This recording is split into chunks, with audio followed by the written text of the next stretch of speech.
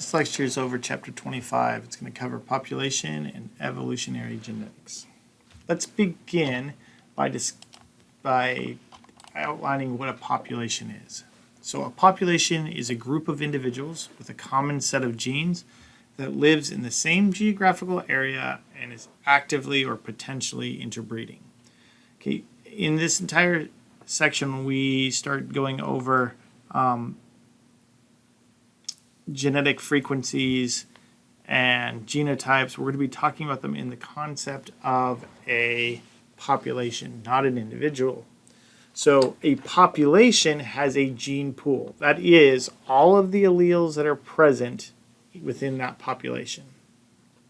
And because we have lots of different alleles, most populations contain what we call a high degree of heterozygosity. They don't all have the same allele. Individuals have different alleles, so we have an increased heterozygosity in that population.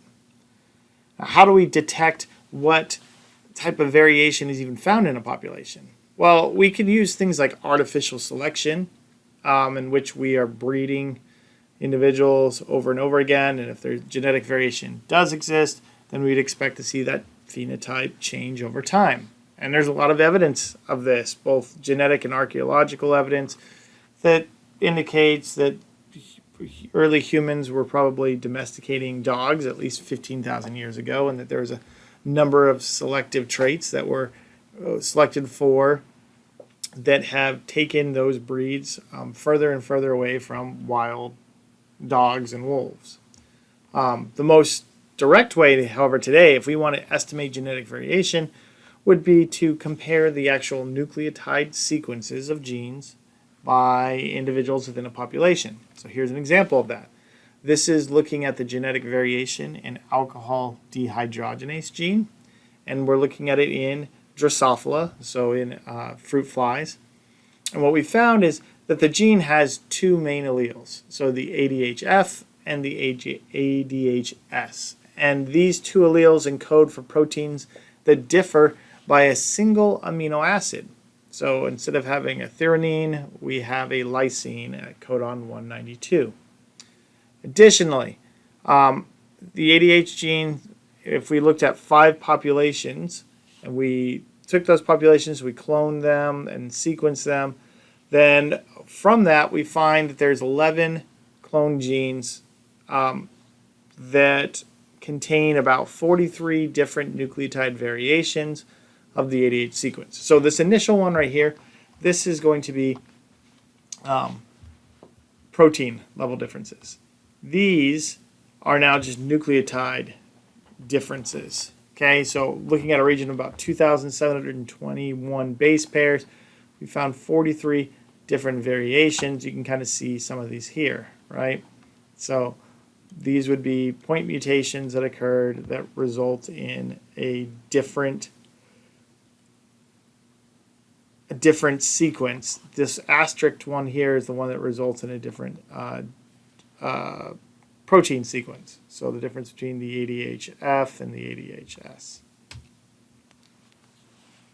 Now we would expect to find high levels of genetic variation in populations. Why? Because most of that genetic variation is going to exist in areas of the genome that do not code for genes. Right? So if we have a mutation and the amino acids doesn't change, then those will accumulate. So Motu Kimura proposed a hypothesis that we call the neutral gene theory, in which we state that most mutation and genetic drift that occurs in population occurs in areas in which they are neutral. There's no selection or fitness act on that. And that would account for the high level of genetic variation that we find in populations. All right, for the rest of this, we're going to now talk about this concept of the Hardy-Weinberg equilibrium theory. So the Hardy-Weinberg law describes allele frequencies and genotypic frequencies in populations. And it states that if we have differential reproduction, so that means uneven contribution in a population, that over time, that can lead to changes in allele and genotype frequencies. And those changes in allele frequencies in a population that isn't, reproductively isolated are going to be examples of what we call microevolution. Microevolution is the change in allele frequencies in a population over time.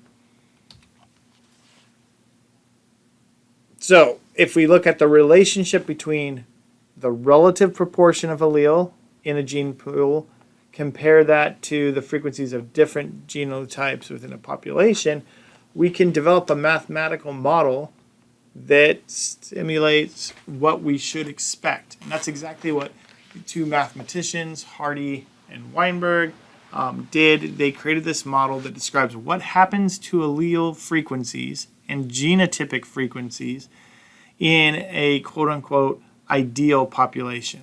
And that ideal population is one that is infinitely large. We have random mating. It's not subjected to evolutionary forces like mutation, migration, or selection. So those are the assumptions of the Hardy-Weinberg equilibrium model. It assumes that there's an equal rate of survival and reproduction. That means, aka no natural selection. That there's no mutation creating new alleles. There's no migration into or out of the population. And that the population is infinitely large, which really means no genetic drift. And we'll talk about what genetic drift is in a little bit later in this lecture. Finally, all mating has to be random. Okay, these 5 conditions must be met in order for the Hardy-Weinberg equilibrium equation to accurately predict what allele and genotypic frequencies would be. So what is this law? Well, the Hardy-Weinberg law makes 2 predictions. First off, it says that the frequency of the alleles in the gene pool, so that's the frequency of, like, say, the big A and the little a, does not change over time.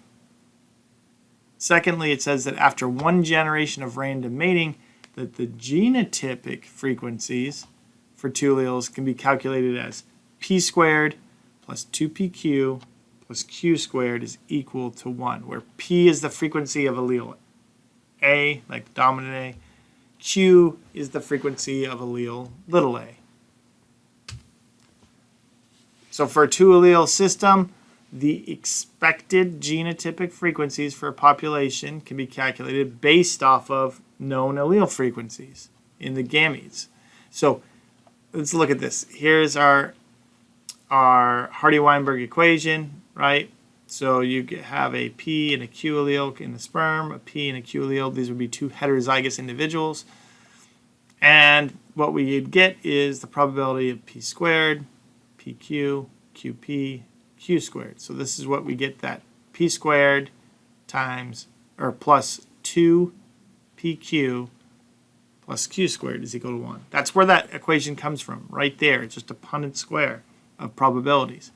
So if we know the allele frequencies, if the frequency of the big A allele is 0.7 in a population and the little allele is 0.3, then we can calculate out what the genotypic frequencies would be by taking 0.7 times 0.7. That's 0.7 squared is 0.49.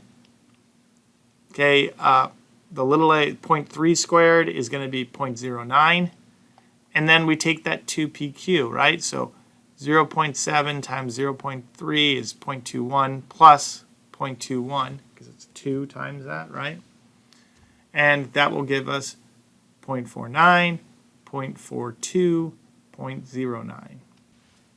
So in addition to specifying the conditions under which a population cannot evolve, like there's no change in allele frequencies, there's 3 additional consequences of the Hardy-Weinberg equilibrium theory that we can utilize. First off, it states that dominant traits do not necessarily increase from one generation to the next. Even though they're dominant, if those other things aren't at play, if there's no selection on it,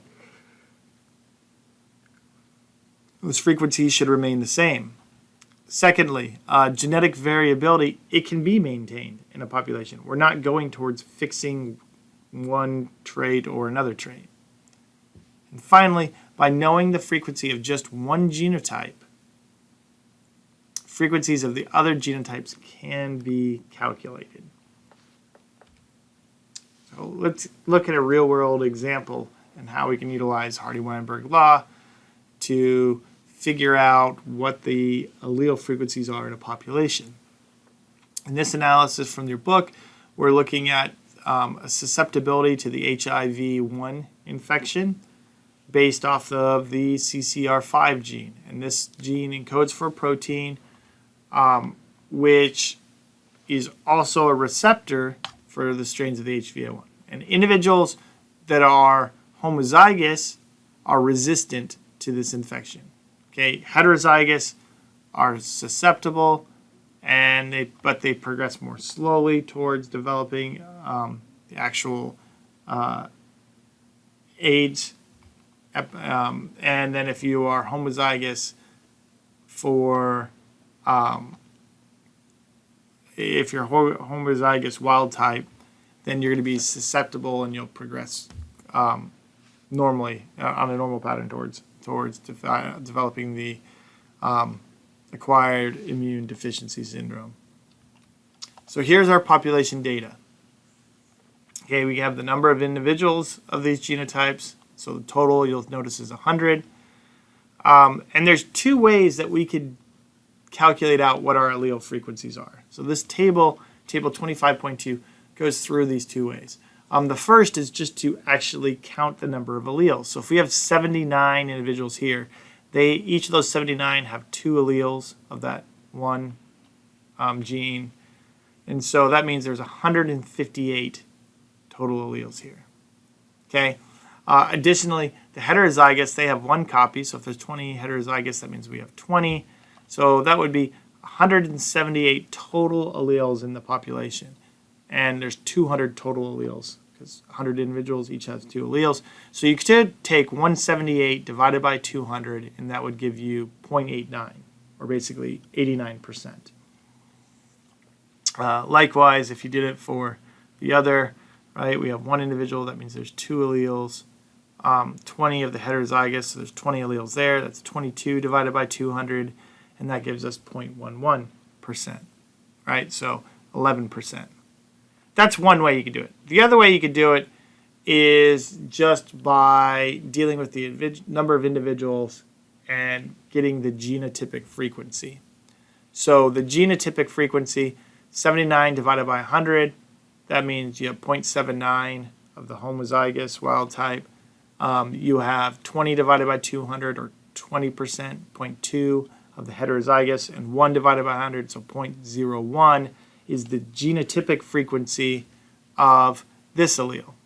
Okay, and then with that, in order to get go from genotypic frequencies to allelic frequencies, I would take the relative proportion of homozygous dominant, so the 0.79, plus 1/2 of my heterozygous genotypic frequency. Why 1/2? Because only half the alleles contain that one.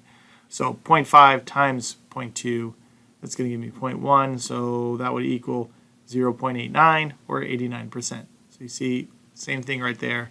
I would do it also with this. I take 0.5 times 0.2 to get half the alleles out of that genotypic frequency. Gives me 0.1 plus 0.01. That's 0.11, or 11%. Either way works. I tend to use this. I tend to think in genotypic frequencies and convert them to allelic frequencies rather than counting the actual alleles. But whichever way works for you, go ahead and do it. Okay, so now that we have those genotypic frequencies, we can now calculate we can test whether the population is in Hardy-Weinberg equilibrium. And how do we test that?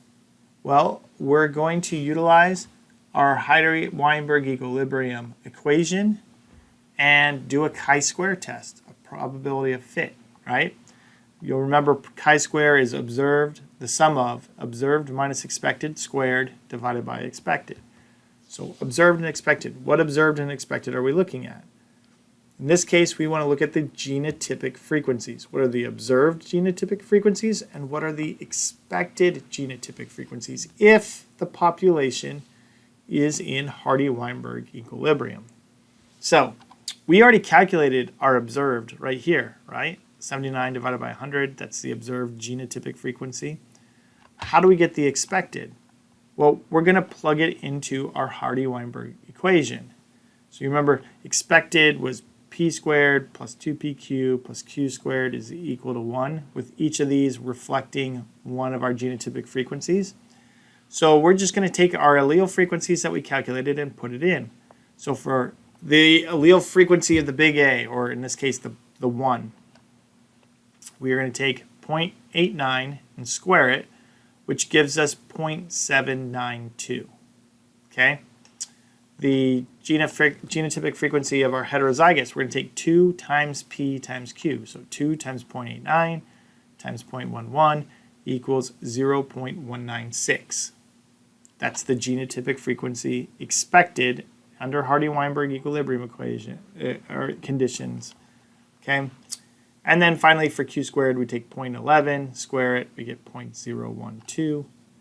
And now we can do our our chi-square test. Now this is really, really important, so please pay attention. You do not want to put in genotypic frequencies into the chi-square test. It's not going to be accurate. You need to put in number of individuals.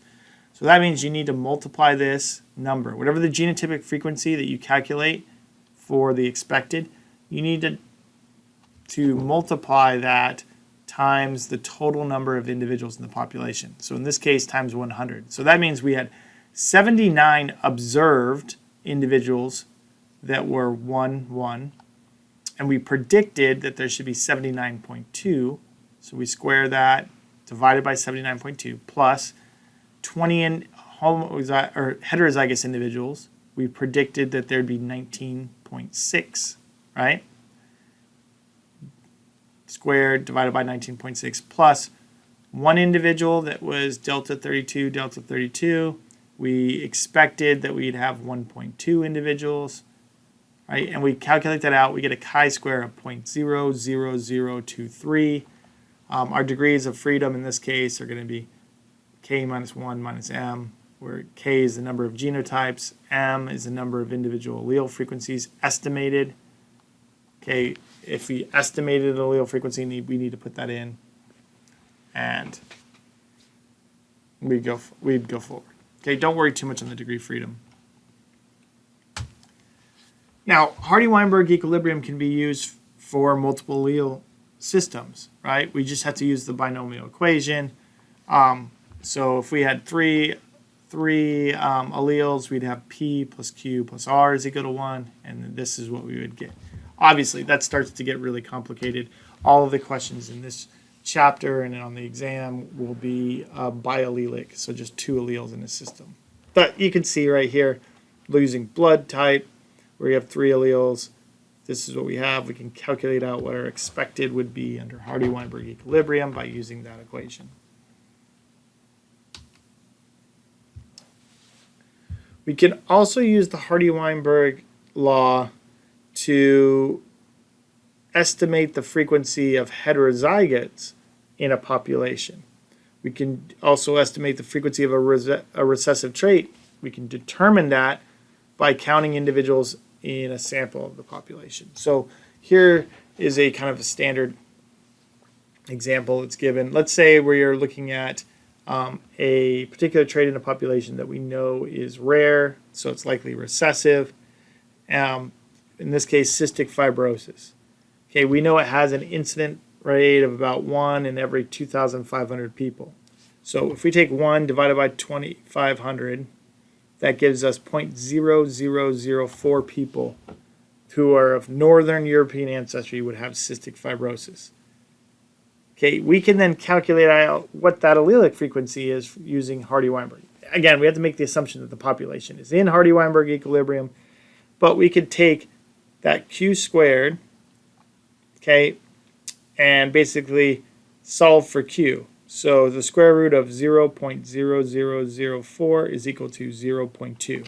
So that means that the q is 0.02 to calculate out now p.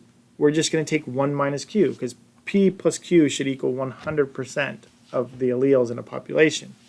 So 1 minus 0.02 is 0.98. And then if we want to get the number of heterozygotes, we just take 2 times P times Q. So 2 times 0.98 times 0.02 equals 0.04, or roughly 4% of our population are carriers for cystic fibrosis. Okay, you will have to do on your study guide a couple of these types of problems. So please make sure you're familiar both with chi-square and with the Heidi-Weinberg equilibrium. What function does even knowing this Heidi-Weinberg equilibrium have? Well, other than the things I just talked about, how we can calculate and estimate allele and genotypic frequencies, we can also use a chi-square test to look at a population, see if it's in Heidi-Weinberg, and if it's not, then it tells us that one of the conditions of the Heidi-Weinberg law is being violated. And so it's important that we understand what can cause deviations from Heidi-Weinberg equilibrium.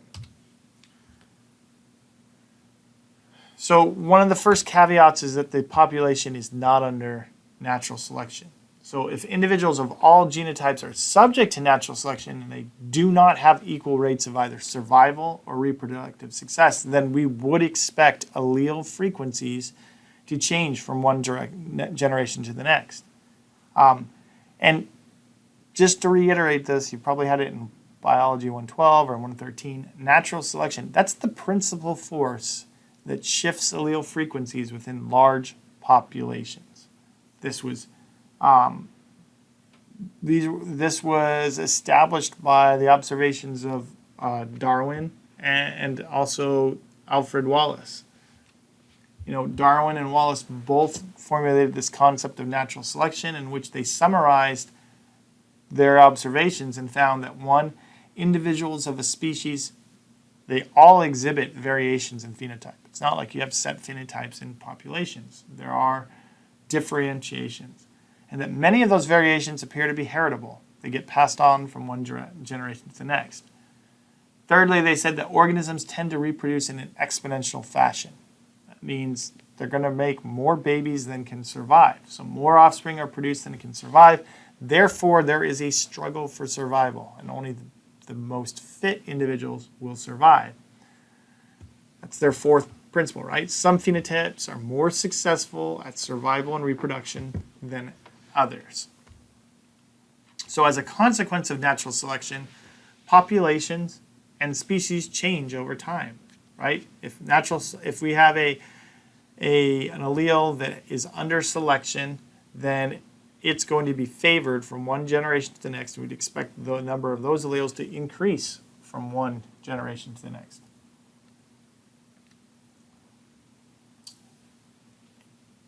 This concept of increasing and the effect that natural selection on, we kind of have designated it. Fisher did some mathematical investigations in the early 20th century and termed this concept as fitness. He used a W for to signify fitness. So a fitness can be examined for each genotype. And that fitness is an individual's genetic contribution to the next generation. So if we have a homozygous recessive individual that dies before producing any offspring, then their fitness would be 0. And we would expect that the frequency of the recessive allele will decrease in each generation. So this is with a 0 fitness. You see, if we started out at roughly half the population having that allele, within 2 generations, we're already down to a fourth. And then roughly somewhere, around 100 generations, we will not find any copies of that allele in the population. So this graph looks at outcomes of different degrees of selection against, again, a non-lethal recessive allele. So the red is going to be the strongest one, right? That's almost making it a recessive or a lethal allele.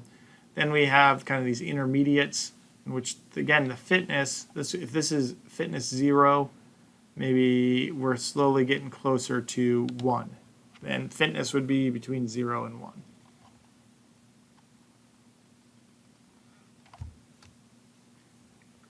So you can see over thousands of generations, even really weak selection can cause a substantial change in allele frequencies.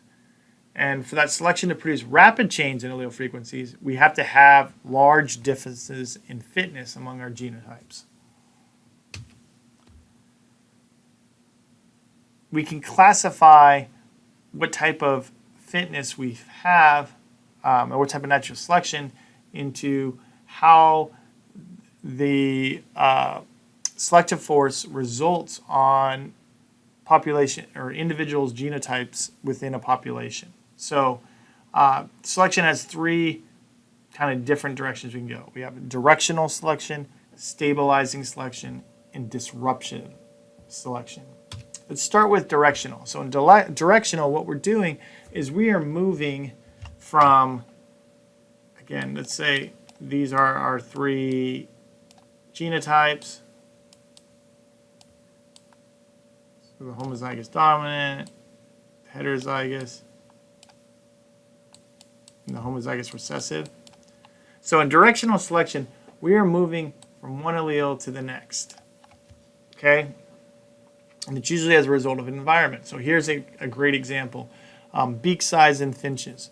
So what we see is that when we have dry years, the beak sizes, the depth of that beak tends to get, so here's the dry year, and they tend to start decreasing. We start getting less and less depth after dry years. And then when we start getting wet, it starts to kind of return. Why?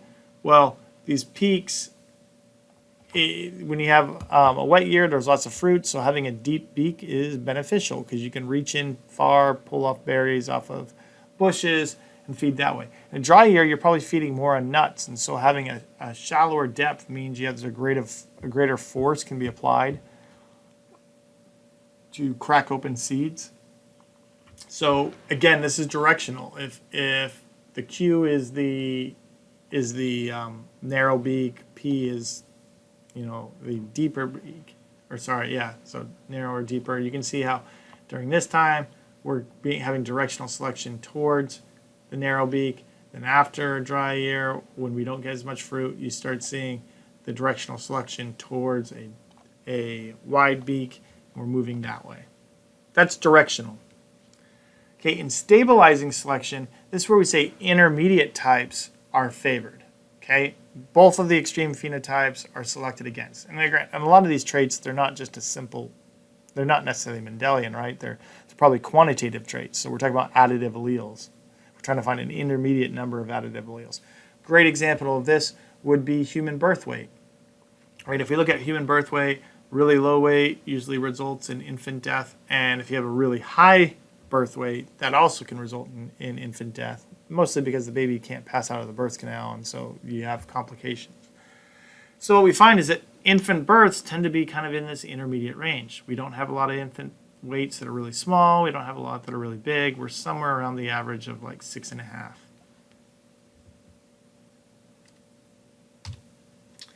And finally, disruptive selection. In disruptive selection, both phenotypic extremes are selected for and the intermediates are selected against. So if we're looking again at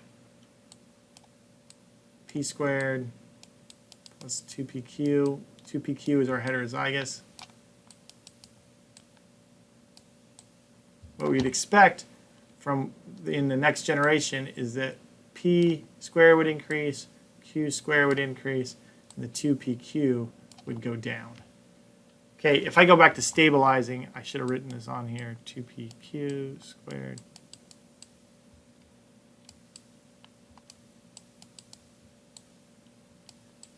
Okay, in next generation, what we'd see is that these are going to go down, down, and this is going to go up. And finally, if you come back to this one, what we'd expect to see, let's say we're moving towards this, we'd see this go down. These, the 2pq, the heterozygous is going to go up, and maybe this is going to go up as well. Okay, because we're moving in that direction. Given enough time, this is going to become less and less, and ultimately everything's going to be over in that q squared. So what we're looking at here is the number of bristle hairs in Drosophila, and what we see is that they tend to cluster out. If you start with an intermediate number, you tend to get some that have high, some that have low, but not that many that are in the mid-range. Okay, so that's natural selection. That's how the first deviation from Hardy-Weinberg. The second one that we're going to just briefly talk about is mutations. Because remember, we said no mutations can exist in a population that's in Hardy-Weinberg. Okay, mutation, it is the only process that new alleles can enter into a gene pool. And because most mutations are recessive, we really have to have a large-scale screening in order to find out, what is the mutation rate. We have to have a large sample size to see this. Okay, those mutation rates can be defined as the number of new mutant alleles per number of gametes. And if we know the mutation rate, and to the extent at which a particular allele or a particular gene locus is undergoing mutation, then it can cause allele frequencies to change from one generation to the next. We can estimate that. So if we have a mutation rate, we can put this into a model. We can say, okay, just based off mutation, it's going to take a long time, for that mutation rate to really change allele frequencies. That's why having a large population is really important in a population that's in Hardy-Weinberg equilibrium, because if we have a really large population, then mutation is going to be negligible as far as changing allele frequencies. Because you can see, look at the number of generations we're looking at here.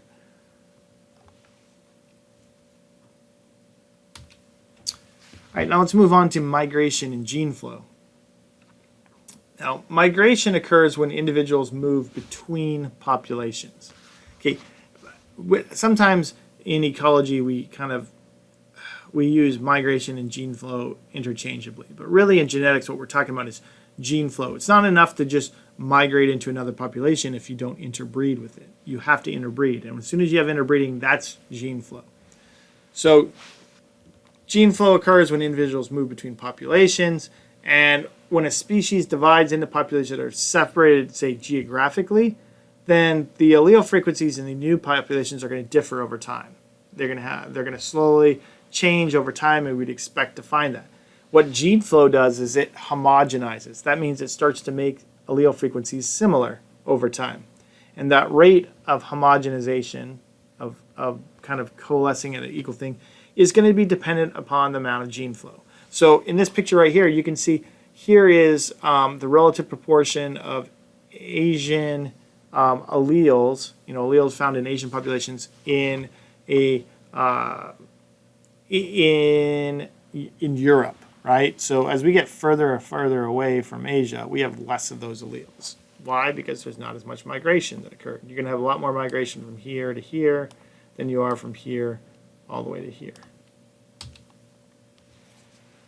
Okay, a couple different types of migration that I want you to know. The first is what we call unidirectional. Sometimes you'll see it referred to as the continent-island model.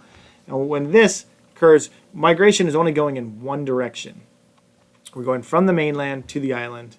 Okay, it's drifting with currents. We can't go back. Okay, what this means is that the allele frequencies of the sink population will move towards that of the source. So this is the source,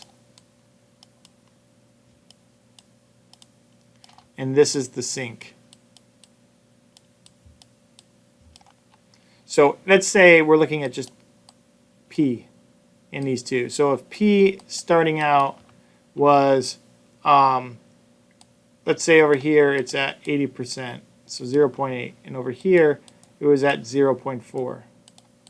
Okay, given this migration rate, the higher the migration rate, the faster this homogenization will occur. But at some point in time, given enough migration, given enough generations, the sink is going to end up, it's going to change to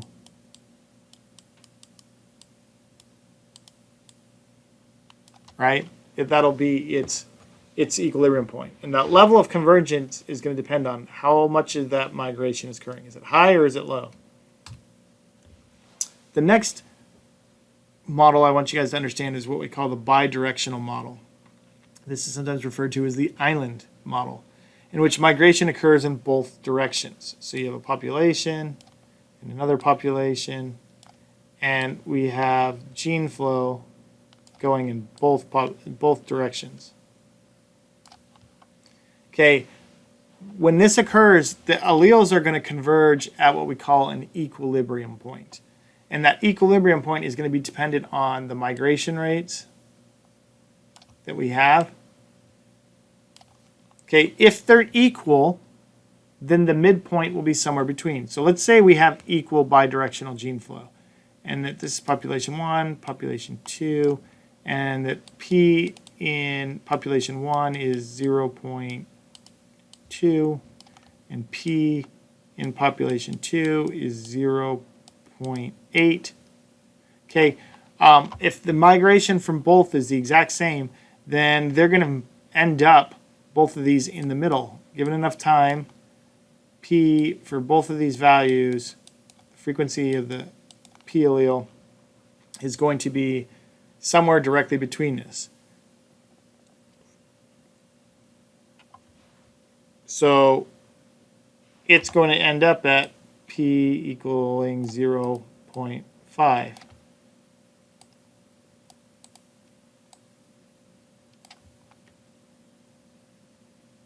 How did I get that? 0.8 minus 0.2 is 0.6. 0.6 divided by 2 is 0.3. So that means each population is going to increase or decrease by 0.3. 0.2 plus 0.3 is 0.5. 0.8 minus 0.3 is 0.5. That's the equilibrium rate. Now, if these migration rates are not the same, if they're unequal, then the equilibrium point will be closer to the population with the greater rate of migration. So if migration in this case is higher from population 1 to population 2, then that we're going to be closer to this allele frequency in population 2 than this one. The last model is what we call the stepping stone model of migration, in which migration only occurs between neighboring subpopulations. Sometimes we'll refer to this as isolation by distance. So the genetic distance, that's the number of genetic differences between genes, is directly proportional to the geographic distance. And we can see that looking at in different populations. So here we're looking at microsatellites and different damselfish along the Australian coast, and you see there's this isolation by distance. Here, just looking at fish populations, again, we start to get a decline in allele frequencies. What is a decline? Well, this is a decline. This would be isolation by distance, stepping stone model. So we have migration this way, right,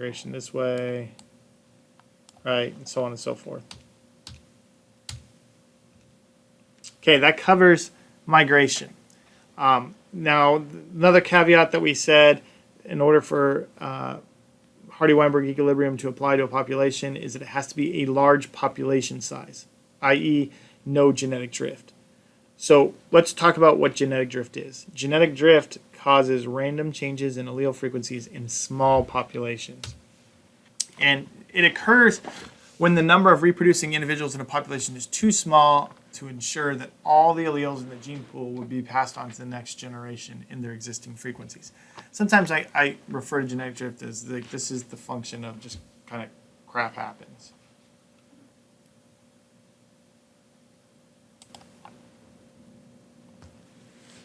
So what happens is genetic drift may result in one allele becoming fixed and one allele disappearing in a population simply by chance.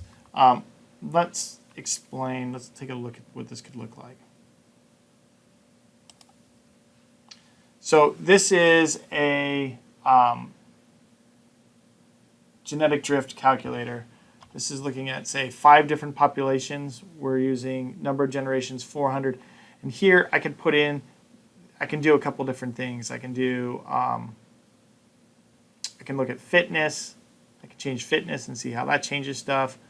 Here I have equal fitness. I can do migration, see how that changes things. I can do inbreeding, and I can also do bottleneck.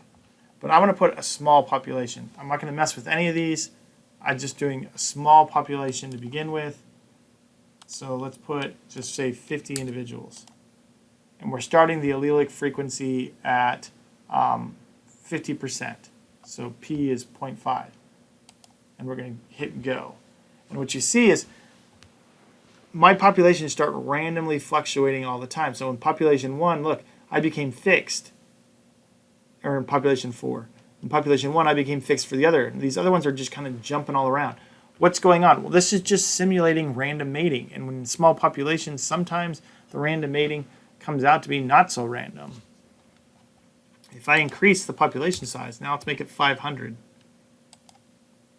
Okay, you see it's fluctuating, but it's not fluctuating quite as much. Let's make it now even bigger, 5,000. See, there's some fluctuation, but still not as much. Let's make it even bigger, 50,000. My allele frequencies are pretty much the same. They're not changing. So you see, this is why it's one of the caveats. If I do 500,000, it's going to take it a while to figure this all out. That's a lot of iterations. I may have just broken it. But you can see I don't, no populations. Did I lose it? Do I not? Yeah. You can see I pretty much broke it by going that high. It's a lot of calculations for it to do. I don't know if I can do 100,000. Yeah, see, there's 100,000. Nothing lost. But if I go back down to 100, you can see, a population, 3 of my populations lost it. One of it fixed it. It went kind of nuts. That's genetic drift. In small populations, because of, even though you have random mating, the chances that some of these individuals contribute a larger percentage to the next generation than others becomes a little bit greater. Genetic drift is just a statistical certainty. Okay, it'll happen. There's nothing magical going on. I invite you guys to play around with this. Again, in the slides, it has this. You can put in things like fitness, migration, and you can start seeing how do these things affect populations.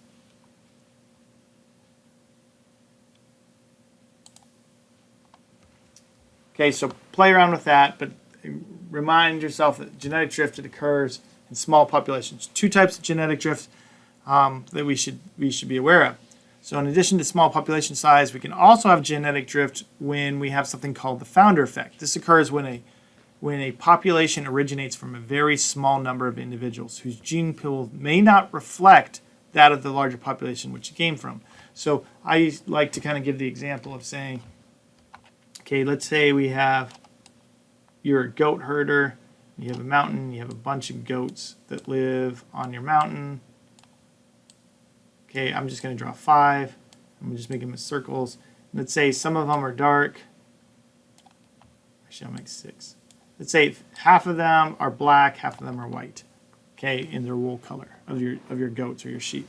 Okay, if a few of these individuals leave this mountain and go to a nearby neighboring mountain.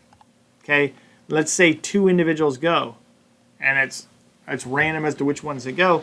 You could have 2 white come over, or you could have two dark. It doesn't matter. You see that initial small group that then grows up into a larger group. It's not representative of the original allele frequency. That's called a founder effect. Okay, the other one is what we call a bottleneck effect. This develops when a large population undergoes a drastic but temporary reduction in numbers. So again, here's my mountain, right? That's my dark sheep individuals.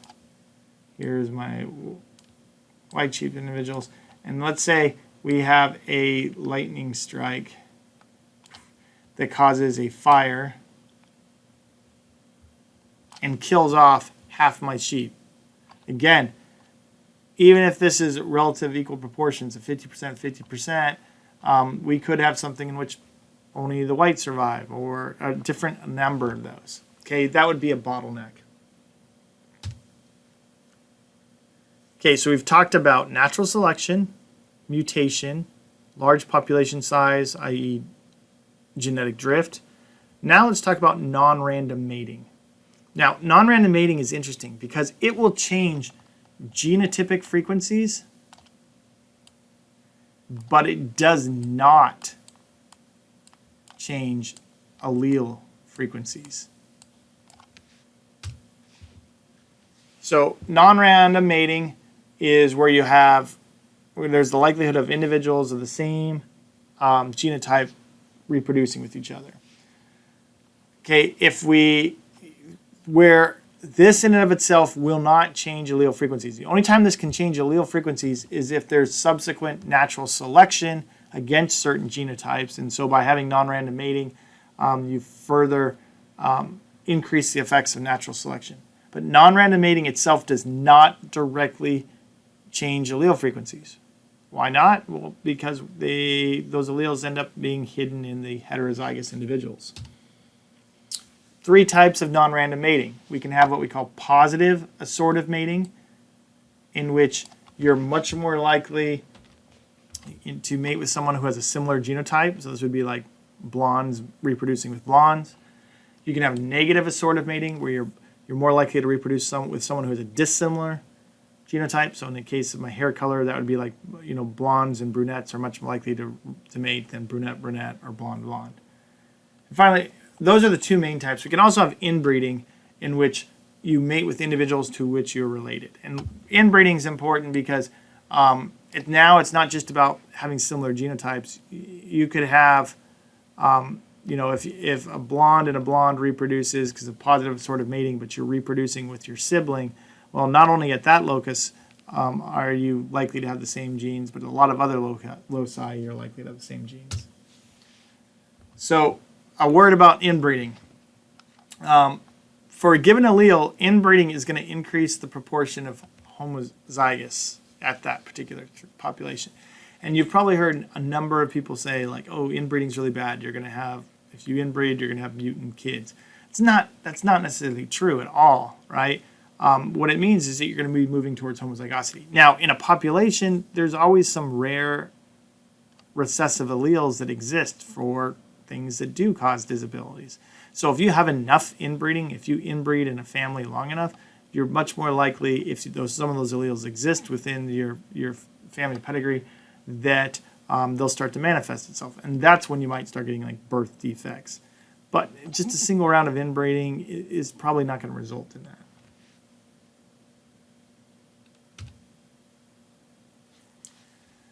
With non-random mating, we can calculate what we call the coefficient of inbreeding, or big F. Right, this quantifies what's the probability that 2 alleles of a given individual are identical because they are descended from a single copy of an allele in an ancestor. Now, you do not need to calculate this out, but you do need to understand this part right here. So if F is equal to 1, that means all individuals in the population are homozygous and both alleles came from the same ancestral copy. So this would be complete inbreeding. If it's 0, that means that no individual has 2 alleles derived from a common ancestral copy. So you basically have random mating. There's no amount of inbreeding going on. And if you have -1, that means all individuals in the population are heterozygous and you have outbreeding occurring. That means you're breeding with dissimilar. This would be caused by negative, right? It's our negative assortative mating. Okay, we're talking about migration, natural selection, genetic drift, non-random mating, and natural selection, right? So I named all 5: natural selection, non-random mating, mutation, migration, and genetic drift. Those are the 5 things. We've talked about the 5 ways we can deviate it. So now let's talk about, well, when we have these deviations, what does that mean? Well, reduced gene flow, selection, genetic drift, these can all lead to speciation. So a species is a group of actual or potentially interbreeding organisms that are reproductively isolated in nature from all other such groups. That's the biological species concept. It basically means a species is a group of individuals that can only reproduce with itself and nobody else. And speciation then would be the formation of a new species. It transforms the gene pool of the parental species, and it can divide it into two or more separate, distinct gene pools. Generally, this occurs gradually, but it can also, if selective forces are really strong, it can happen within a few generations. We already talked about microevolution, right? The change in allele frequencies is microevolution. So macroevolution is now when we result in reproductive isolation. So there's some type of barrier preventing this group of individuals to reproduce with another group. And we call those barriers reproductive isolating mechanisms. You may remember this from Biology 113, but I want you guys to know these, right? Two types of reproductive isolating mechanisms. We have the prezygotic, meaning before the fetus starts to develop, and we have postzygotic. The prezygotic would include geographic or ecological barriers, seasonal or temporal barriers. Maybe they reproduce, they spawn in different seasons, so even though they're in the same area, they're not going to actually reproduce with each other. You could have behavioral. This only occurs in animals, not in plants, really. You could have mechanical, meaning that cross-fertilization is prevented or restricted by differences in the reproductive structures. You could have physiological. The gametes fail to survive in the alien reproductive tracts of another species. Okay, those would all be prezygotic. Postzygotic could include hybrid non-viability or weakness. So like in horses, if you take a horse and a donkey, you can, those are different species. They can breed together and you create a mule. That mule is sterile, so it's not able to, it's not viable. You can have developmental hybrid sterility. So as the hybrids, their gonads develop abnormally or meiosis breaks down. That's what we see in mules. You can have segregational hybrid sterility. So the hybrids are sterile because of the abnormal segregation of chromosomes in their gametes. They could have unequal numbers because of these two species and being allopolyploidy. And you can also have something called like F2 breakdown, where maybe the F1 generation can reproduce, but the F2s are really weak or sterile individuals. Those would all be postzygotic.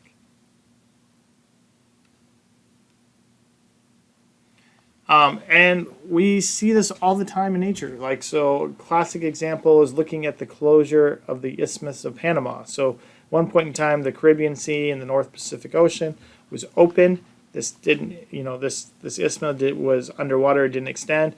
And so if we looked at different types of snapping shrimp, there was gene flow that was occurring between snapping shrimp in the Caribbean and Pacific.